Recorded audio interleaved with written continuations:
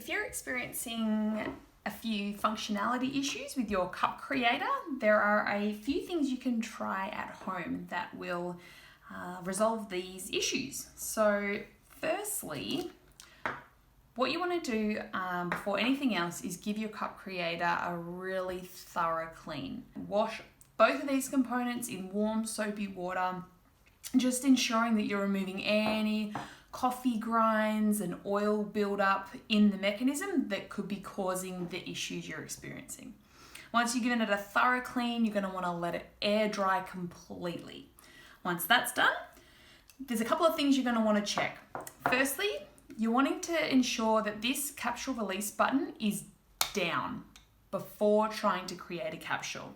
If it's up, you'll find that you'll experience issues with sealing, with the capsule not releasing correctly. So before creating a capsule, you always want to make sure this button is down. You also want to have a look and make sure that this rubber ring here around this button is correctly placed. One thing you can try in order to fix any issues you're experiencing is to remove this rubber ring, position correctly, and then give it another go.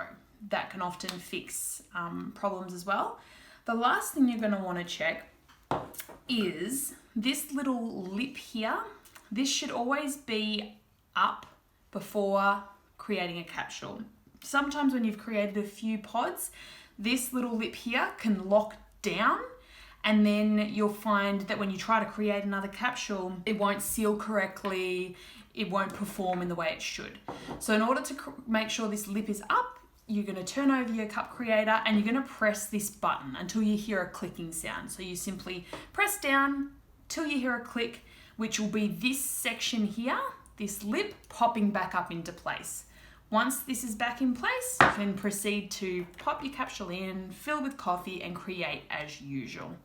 So yeah, trying those few things at home should fix any cup creator problems you're experiencing.